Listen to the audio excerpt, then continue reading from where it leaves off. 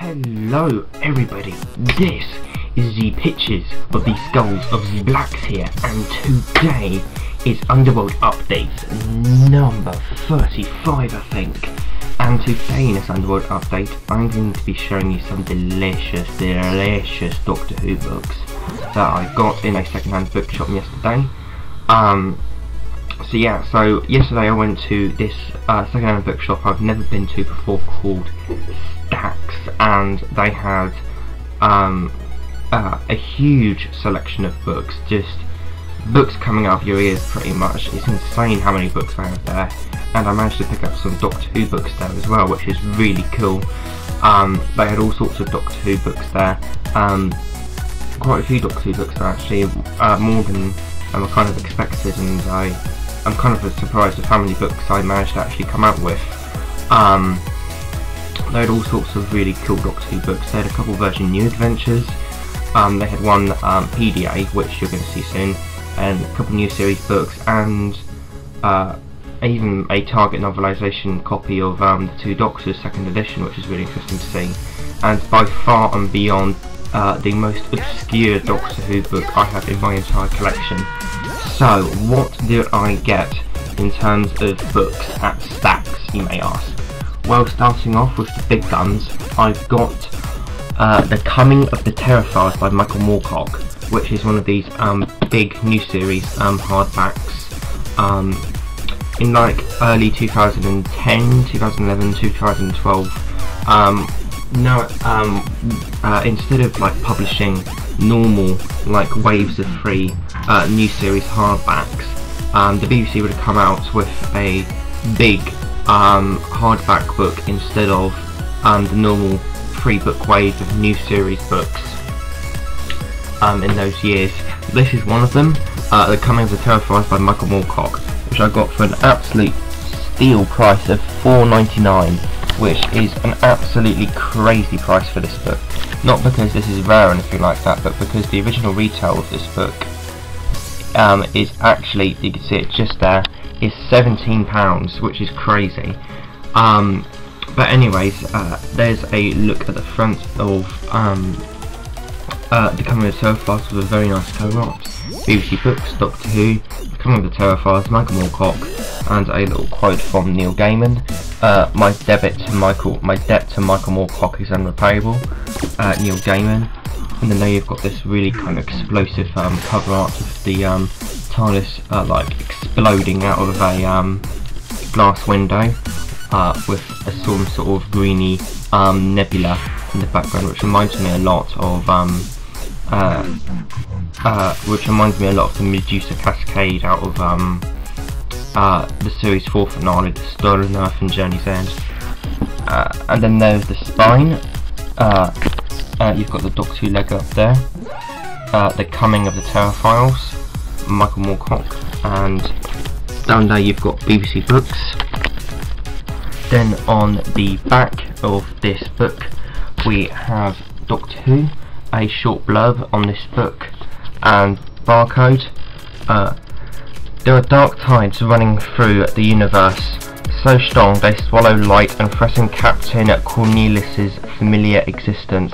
If unchecked, they will absorb the whole of creation, but for now he tracks into the solar winds, continuing the long search for someone to guarantee his life, the ship's life and the life of the universe he loves.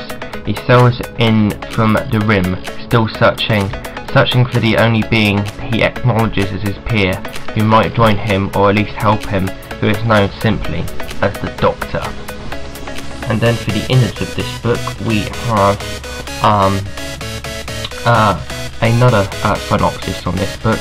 There are dark tides running through this universe, which is a quote from this book, and I think it was on the back as well. Yep, that was on the back as well. Mgia, a star on the very edge of reality, the cusp between this universe and the next, a point where space-time has worn thin and is in danger of collapsing, and the venue for the grand finals of the competition to win the fabled Arrow of Law. The Doctor and Amy have joined the Terrifiers, a group obsessed with all aspects of Earth's history and dedicated to reenacting ancient sporting events. They are determined to win the Arrow. But just getting to the media proves tricky. Reality is collapsing, ships are disappearing, and Captain Cornelius and his pirates are looking for easy pickings. Even when they arrive, the Doctor and Amy's troubles won't be over. They have to find out who is so desperate to get the Arrow of Lord that they will kill for it, and uncover the traitor on their own team, and win the contest fair and square. And of course, they need to save the universe from total destruction. And then down here, we have Doctor Who and a thrilling all-new adventure featuring the Doctor and Amy, as played by Matt Smith and Karen Gillan in the spectacular hit series from BBC Television. Then you've got the original prices down here, but this copy has them scribbled out in pen. That's just a condition I got this book in. And in total, this book is 343 pages long, and it is spread out across 343 pages with 28 chapters in total, which is really interesting. So yeah, and it is quite a big book. As you can see, there is no inner illustrations or anything like that. And there you've got the first page of the book, which is kind of the norm for all Doctor Who books, have that kind of like little page. And it's actually got a subtitle. I didn't know that. Doctor Who: The Coming Terror Files, or Pirates of the Second Aether, which is, I didn't know that at all. Actually, that's fascinating. Then you've got Michael Moorcock, BBC, and then down here you've got a bit about Michael Moorcock himself, along with pictures of him. So you've got a picture of Michael Moorcock up there. And it says, Michael Moorcock is a prolific writer of more than 80 works of fiction and non-fiction, and the creator of such memorable characters as Elric, Jerry Cornelius, and Colonel Pyatt. In 1956, at the age of 16, he became editor of Tarzan Adventures, and later edited the Sexton Lake Library and the controversial and groundbreaking UK science fiction magazine New Worlds. Michael has won numerous awards, including the Guardian Fiction Prize for the Condition of Muzak, and his novel Mother London was shortlisted for the White Bread Prize. He has won the Prix Utopials for Lifetime Achievement, the Grand Master Award from the Science Fiction and Fantasy Writers of America, as well as the Bram Stoker Lifetime Achievement Award. In 2008, Michael Moorcock was named as one of the 50 greatest British writers since 1945 by the Times. So down there you've got all sorts of miscellaneous stuff. Here there is The Coming of the Terror Files by Michael Moorcock. I have heard that this book is rather bland in terms of its overall elements from the overall story, but I'm still pretty curious in reading this book. Next up we have two Decided Destiny books, and unfortunately my brain was working a bit slow yesterday morning. Because of that, I unfortunately got another copy of the Spaceship Graveyard by accident. I've already showcased this before in another Underworld update, so I won't showcase it again. However, the Decided Destiny that I do not, the Decided Destiny that is new to my collection is the Crystal Snare. So as I look at the front, got the 10th Doctor, Martha Jones, Gallifreyan symbols in the background, the kind of yellow parchmenty tinge, BBC, Doctor Who, Decided Destiny, the Decided Destiny logo, the Crystal Snare by Richard Dunworth. And then there's a look at the spine. It is the 5th in the Decided Destiny range. Decided Destiny, Doctor Who, Crystal Snare, BBC. And there you've got the blurb. Doctor Who, join the Doctor and Martha on their travels through time and space and influence the story with your decisions. Choose a direction and let the adventures begin. People from all over the world are amazed at the exhibits on display at the Great Exhibition, and they didn't even see the alien visitors. Help the Doctor and Martha to put a stop to the alien plans before they wreak havoc on humankind. And also available in the Sergeant Destiny range is Spaceship Graveyard, Alien Arena, the Time Crocodile, the Corinthian Project, and for some reason they've put the Crystal Snare down there, which is this one in the also available section, which is pretty bizarre. War of the Robots, Dark Planet, and the Haunted Wagon Train. Then down there you've got a barcode. Oh, I just wonder what that was. So if you can hear that in the background, but that's my dad using the Hoover, I think. Or somebody using the Hoover. Anyway, BBC, UK $4.99, Canada $9.99. Hopefully it doesn't come in here.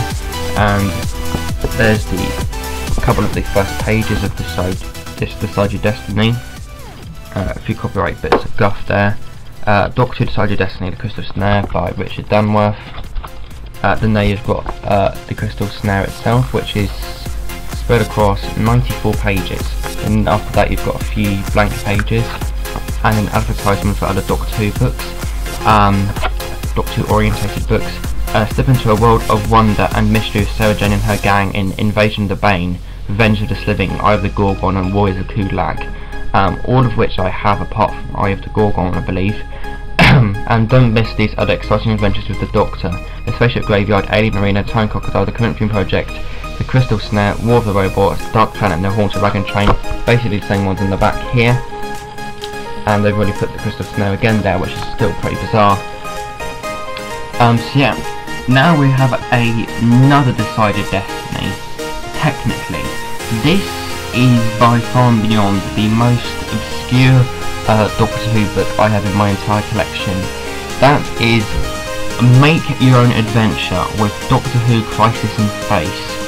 Now, if you've never heard of this before, I don't blame you. This is part of a small range of. This is part of a small and extremely obscure Doctor Who books from the late 1980s, the mid 1980s, with the 6th Doctor in it, and are basically the classic series versions of the Decided Destiny from the new series, which is really interesting. So yeah, and it's really bizarre, this book, which I'll go on more later, but for the cover, Make Your Own Adventure with Doctor Who Crisis in Space by Michael Holt, and then for the cover itself we have a rocket, a planet, even bigger planet, somebody being dragged off by a bat, and then here you've got the TARDIS, the 6th Doctor right there screaming, who appears to be, and it appears the person who did this cover is trying to emulate his famous pose from Vengeance on Valos, but failed. And then there you've got Perry trying to do the same pose, and not giving a shit at all about it, which is kind of hilarious. So we're gonna focus. Come on, focus. Maybe. There you go, you can see Perry down there doing the same pose but not giving a shit about it, and then you've got a boy down there, rather suggestive position. Yeah, and then down there you've got by Michael Holt, who's the author of this book. Then on the spine of this book we have Make Your Own Adventure with Doctor Who Crisis in Space, and you've got the publisher's logo down there, which is Severin House, SH. And then on the back we have Make Your Own Adventure with Doctor Who.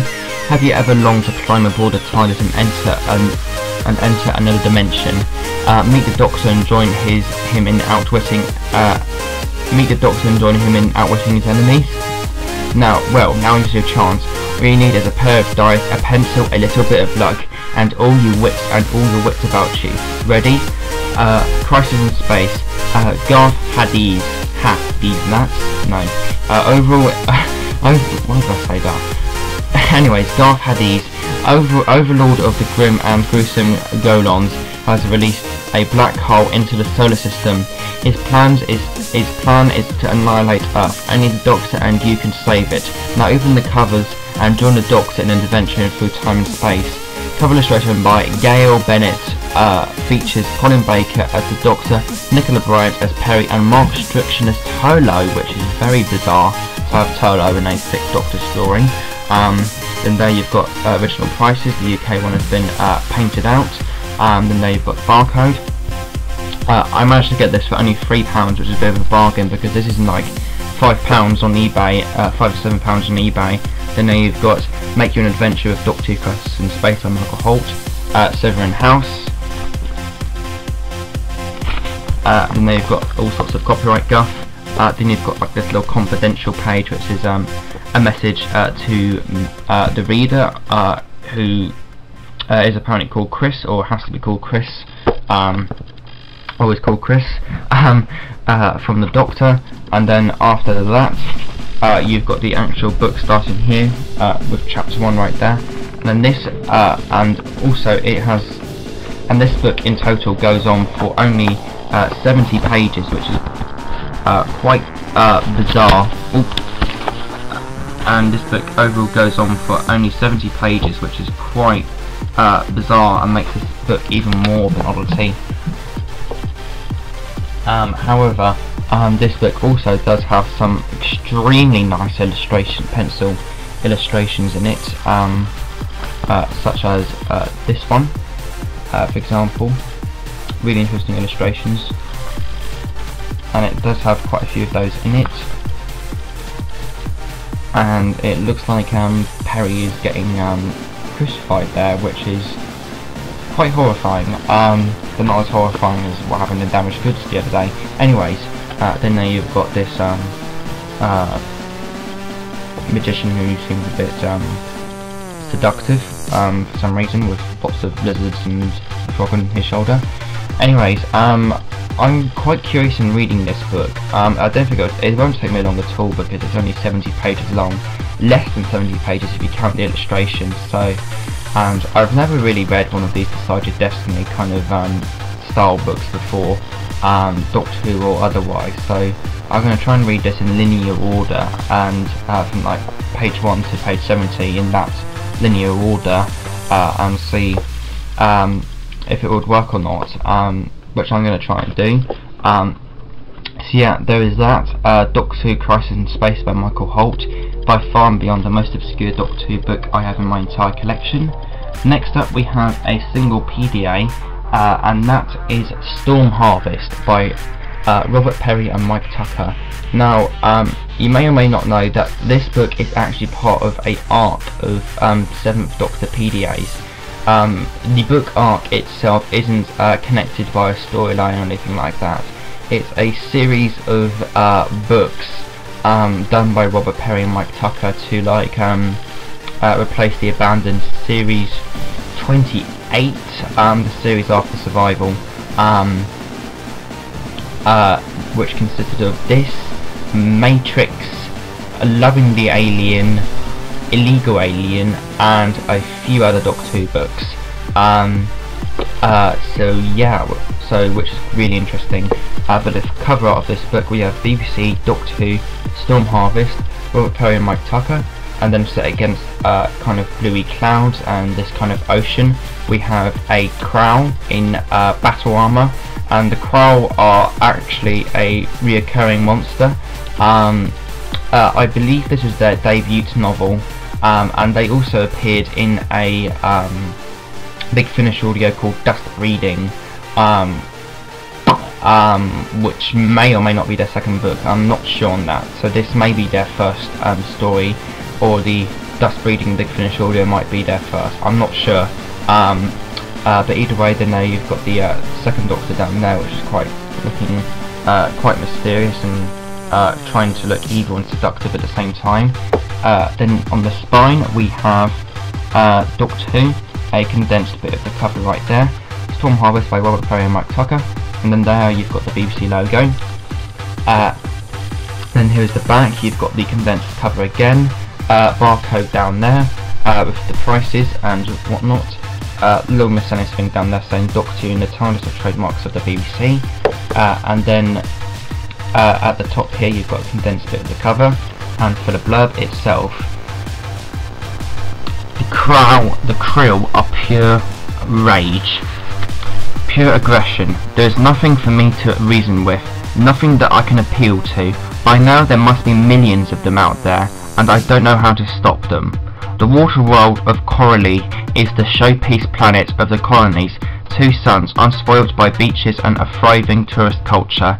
The Doctor and Ace arrive intending to have a proper holiday, but when the Doctor joins an archaeological expedition conducting a dig at a sunken temple, he soon realises that beneath the surface something is very wrong. He soon realises that beneath the surface something is very wrong. An ancient and terrible weapon has been revived, and every living creature on the planet is at risk. Who are the aliens that wait in the asteroid field? What is the mysterious creature that stalks the shadows of the colonies? Who has unleashed devastating power of the krill? Out in the deep ocean, there's a storm brewing, and the Doctor is not sure if anyone will survive. Which just sounds so fucking epic, this blurb. That is one of the most epic sounding blurbs ever, in my opinion. Featuring 7th Doctor and Ace, this story takes place after the BBC Doctor Who novel Matrix. Then down there you've got a barcode, prices, and that trademark BBC thing that I went over earlier. And then there you've got that kind of ocean picture continued.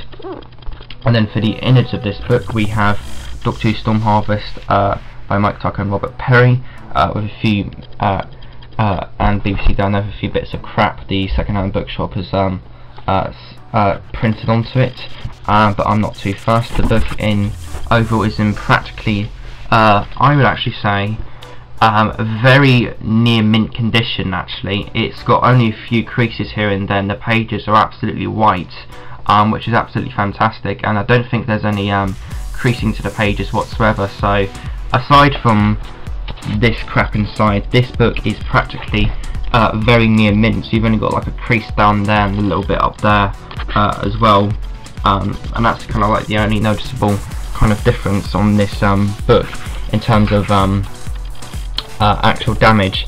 So now you've got that page, and then there you've got miscellaneous bits of copyright for Stephen Cole, Frank DeSophie and Sylvester, Andy, the staff of the Shishmal, Croydon, Chris Peter, Sue Crowley and Mark Morris for making Us find a title without deep or blue in it. Lol.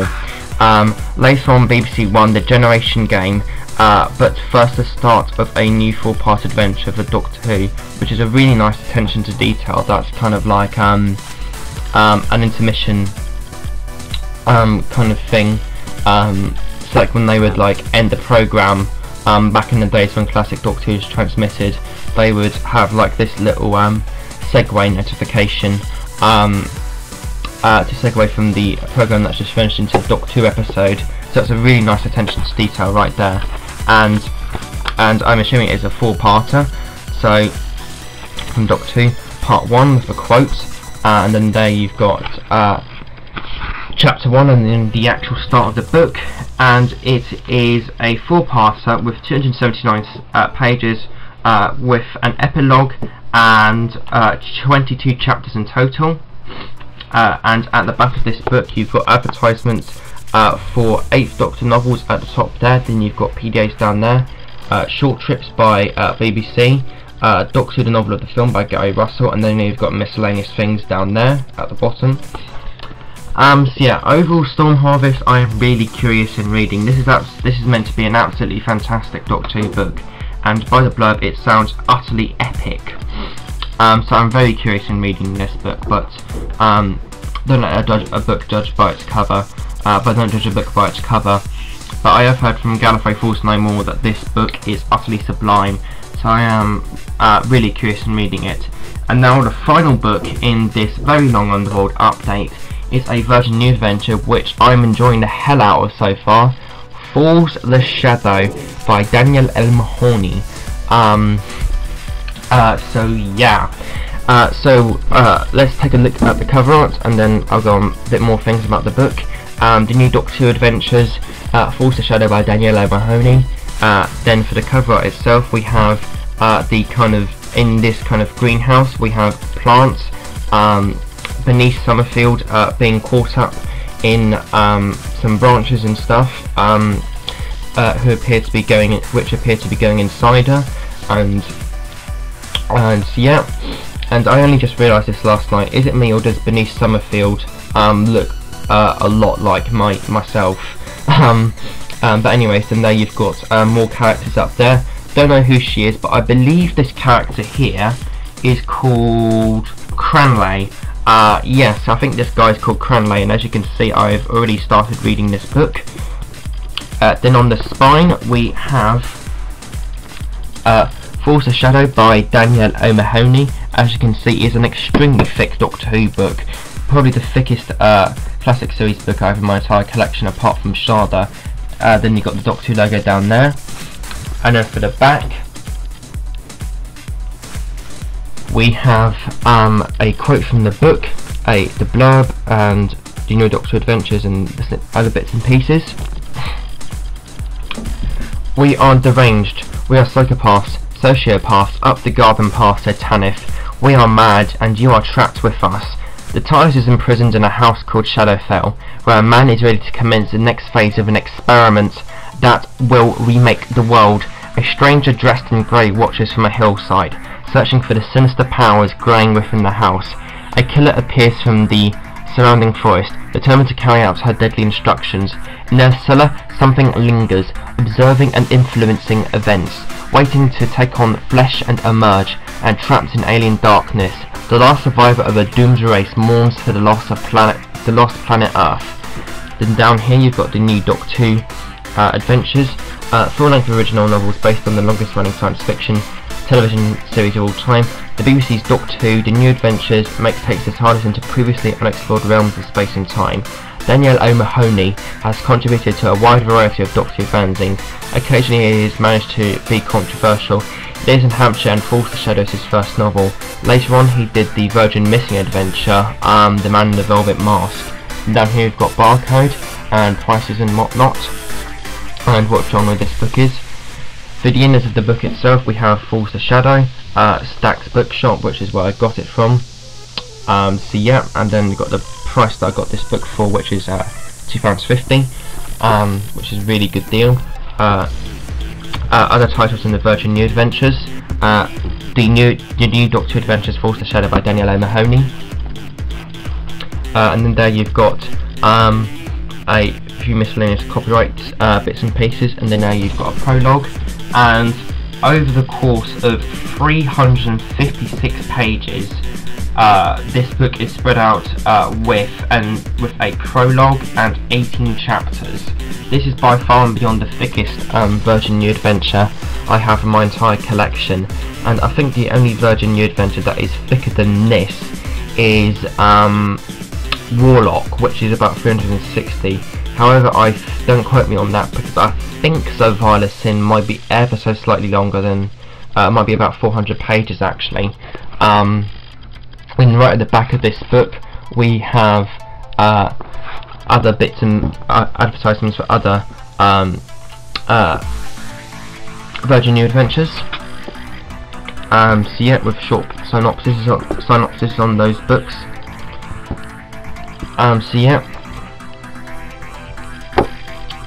So yeah, this goes from Time Worm Genesis all the way up to Saint Anthony's Fire. So yeah, so far I have been reading this Doctor, and this is a Doctor Who book that, as you can see, I have started reading, and I am enjoying it a lot so far. Unfortunately, this book, however, has gotten quite a few negative reviews on Goodreads. There is only one positive review on Goodreads, I think. Other than that, it's 3-star reviews, a lot of 2-star reviews, and even a couple 1-star reviews. So apparently this book is meant to be utter shit.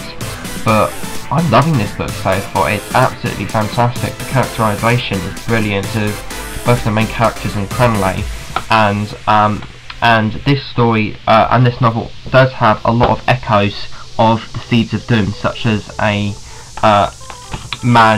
really sinister looking house and all sorts of plants and stuff. So overall I am really enjoying Force of Shadow so far, and I am pretty curious in finishing it off, and I will more or less likely review this book in the future. Unfortunately, when I got this book, I had already ordered, and it is still coming in the post, a copy of this off of Amazon, which is the other Doctor Who book that I ordered that I mentioned in my Placebo Effect unboxing. So you may be thinking, oh, why did you get this book when you already have it, when you're already getting it in the post? Well, I know that for a fact that a good buddy of mine, Dr. Trevor Cameron, is giving me a Doctor Who book as a gift at Dimension, so I thought it would only be fair to do the same.